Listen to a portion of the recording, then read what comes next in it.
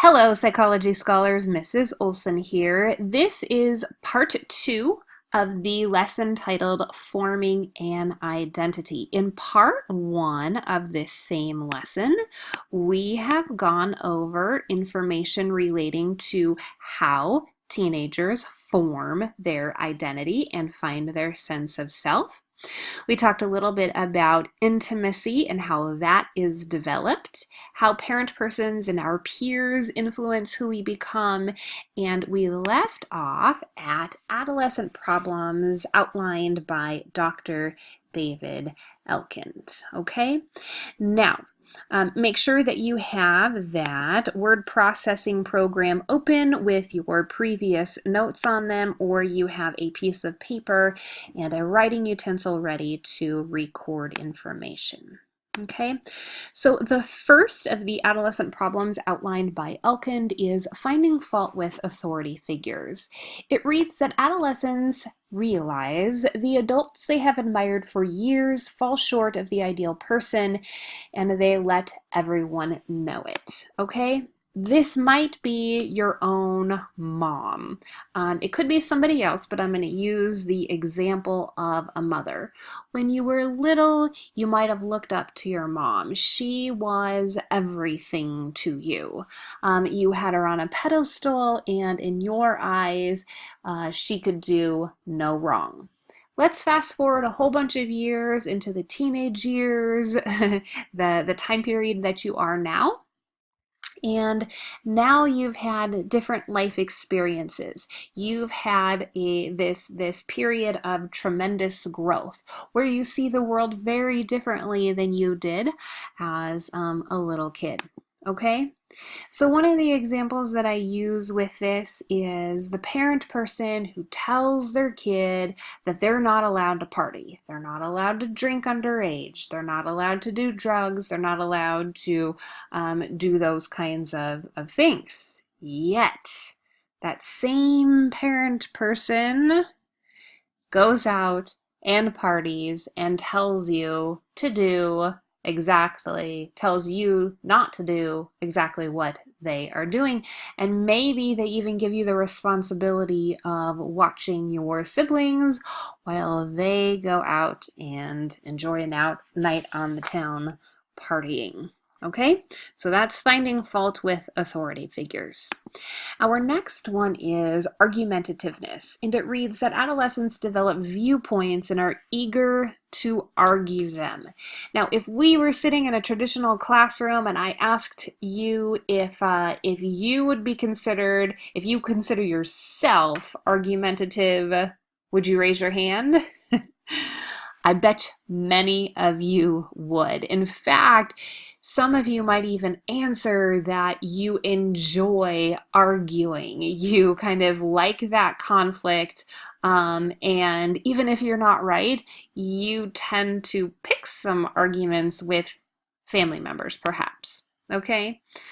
So this one is representing the idea that you might argue with your parent person what your curfew is, or heck, I could pick a graphic that represents just a kid arguing for the sake of arguing because they want to. Now remember that these problems evolve, they come up because you are able to think abstractly. Okay? All right. Our third adolescent problem is indecisiveness. You are more aware of many choices, and because of those choices, you have a hard time making decisions. All right, let's put you in the fast food line. Let's say that you are with a couple of friends. You're in the back seat of the car, everybody's going to order food, and you get nervous because you don't know what it is that you're going to order, and you are the next car to order. There's so many choices. Oh my gosh, I don't know if I want that. Maybe I could share that. Maybe I don't have enough money. Which one do I order? Okay, here's another one. You're standing in the shampoo aisle. Now, you could be there 20 or 30 minutes. You might be looking at the color of the bottle. For as silly as that sounds, some people buy it because of the look of the bottle.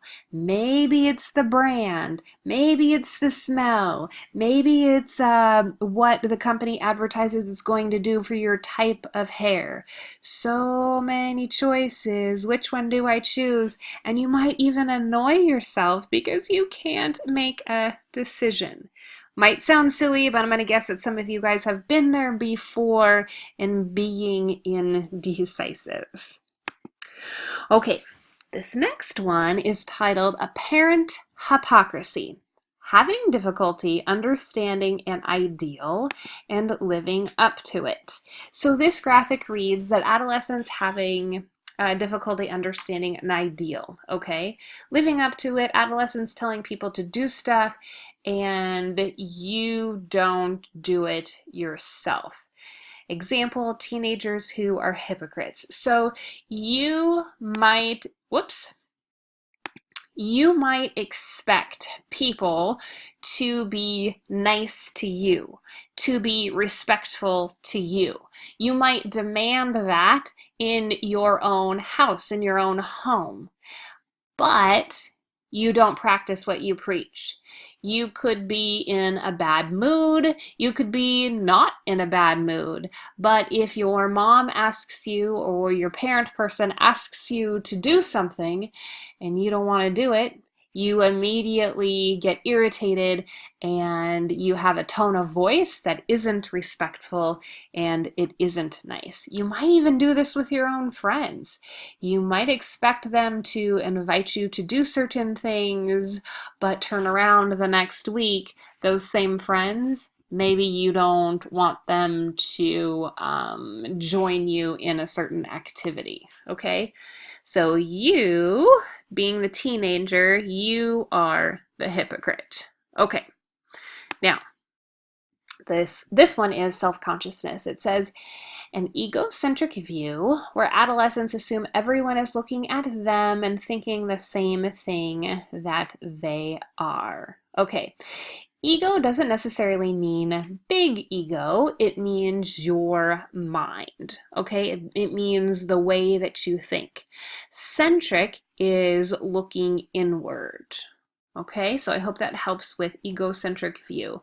So think about this as the everybody's looking at me phenomenon. In your rational mind, you know that not everybody is looking at you when you're in the store, when you're walking down the hallway, when you're out in public, but your teenage brain, in your teenage brain, it feels like everybody is looking at you and judging you, and they're inside your head, and you become self-conscious because of this thought or these feelings. Okay? And our last one is invulnerability. So as a teenager, you might feel invincible, that you are not subject to the same rules as everybody else, and this can lead to risk-taking and self-destructive behavior. How many of you have your license? How many of you have driven way too fast? You know it. You do it anyways. One, because you like it, you think it's fun, but two, you don't think that you're going to get in trouble. There's no way that you could hurt yourself. You're not going to hurt anyone else. You are in full control. This is the idea of being invulnerable as a teenager. Okay? Now, I couldn't find one that represented the driving fast kind of thing, but maybe you've been in a situation like this where you're kind of in a dangerous environment, and because the activity seems fun and no way you're going to get hurt, you decide to partake in that activity. Okay. Moving on. We're going to go back a little bit to parents and peer influence, and this says that our persons, they influence the big topics in our lives, like religion, education, and politics. Now, you might say, this isn't my parent, these aren't my parents, that's not what they do. But they have done several surveys, a bunch of research, and at the end of the day, at the end of a lot of this research, they have found that our parents really do influence topics like religion, education, and politics, whereas our peers, they more influence our everyday topics like music, entertainment, trends, what we wear, what we listen to, even the things that we say. Okay? So the parent influence, the big topics, our peer influence, the everyday topics. Okay.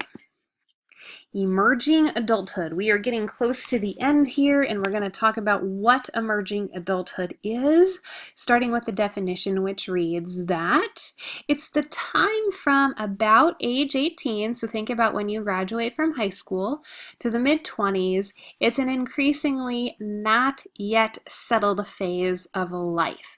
And the reason why it's defined this is because living in the United States, with the way that the economy is, with how expensive things are, with all of the choices that we have about getting a job, when to get married, when to have kids, all of these life events, they are increasingly shifting to be a little bit older than they were, say, 20, 30, 40 years ago. Okay, so it says that in industrialized countries, so think the United States, think most of Europe, Australia, okay, Japan. Industrialized countries, adolescents take more time to leave the nest, so you take more time to leave home. And these emerging adults, they've not yet taken adult level responsibilities and independence. And so what that leads to is maybe you did graduate from college, but you don't yet have the job, or heck, you might even have the job, but because your student loans are so expensive, you move back in with your parent persons, back into your old room with your old stuff because you can't afford a house or a place on your own. So you save up money so that you can do that. This is called emerging adulthood, because if you're living in your parents' house when you are past the age of 18, you've graduated from high school, you've graduated from college, but you still don't have those same kind of responsibilities as paying rent, mortgage, bills, buying your own food, those types of things, because you really haven't left the nest. Okay, that brings us to the end of the second part of forming an identity in the adolescent unit. Please ask me questions if you have them. Bye.